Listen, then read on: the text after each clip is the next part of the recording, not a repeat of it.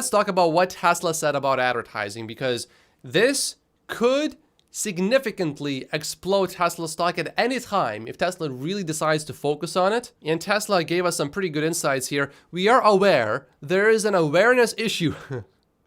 The targeted campaigns we have done have been to drive awareness. One awareness campaign we ran reached about 10 million unique viewers, 500,000 new visitors to Tesla's website from that campaign. Okay.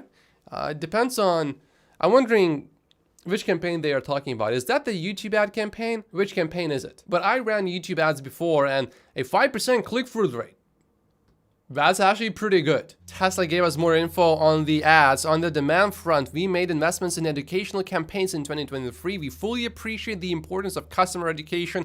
Our data suggests 90% of vehicle buyers in 2023 never owned a Tesla before. We are being creative in figuring out ways to bring in new customers and educating them on the vehicles of owning a Tesla versus gas vehicles. Omar says that it sounds like Tom Zhu is in charge of Tesla advertising.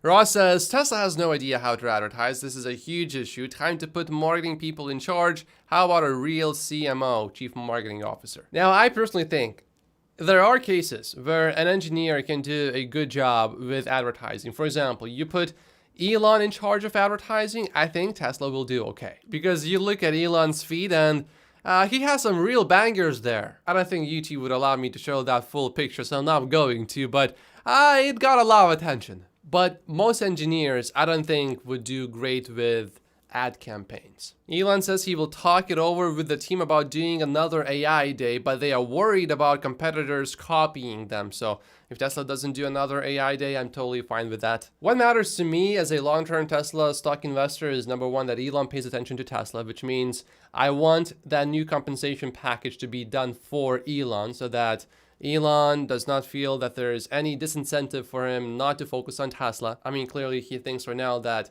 there's a bit of a problem, and I don't want our leader to think, oh, there's a problem here for me, which makes me not want to pay as much attention to Tesla. And if Elon is paying attention to Tesla, then I am confident, extremely confident, that Tesla will do extremely well in the long term. Because then if something bad happens to Tesla, and if something really terribly horrible happens to Tesla, Elon just focuses on Tesla more. And he's a good manager when one of his companies goes through a big crisis. He knows how to handle crises. It's like having the Uno reverse card. No matter how bad it is, we can just turn it around, which makes me sleep well at night, owning so much Tesla stock. I just don't use any leverage. Tesla says that they delivered over 1.2 million Model Ys globally in 2023, so I think now we can officially say that the Model Y in 2023 was the world's best-selling vehicle. And that is pretty much all over the news. I expect many more news outlets to cover that. Some of this is still preliminary data, so it's not fully, completely, I guess, official yet, but it's pretty much official now.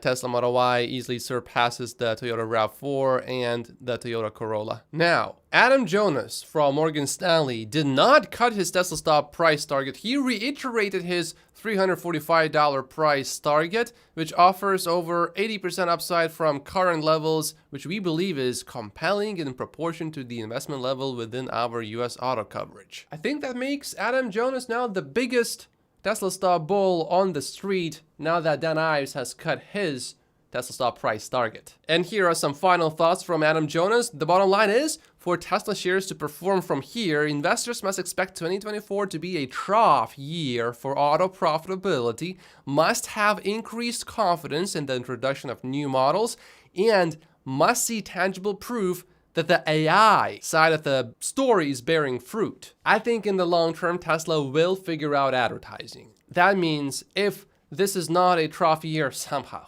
for Tesla, it will happen later on. And when it does, I believe Tesla's orders, Tesla's deliveries, Tesla's production will continue to improve significantly. And even if Tesla does not figure out advertising before the next generation vehicle comes out, Tesla will sell so many of these next generation vehicles that it won't really matter all that much. So Tesla has a long time really to figure out advertising. So if the next generation vehicle launches in 2 years and it takes a few more years to scale, we're looking at 4 to 5, 6 years for Tesla to really figure out advertising.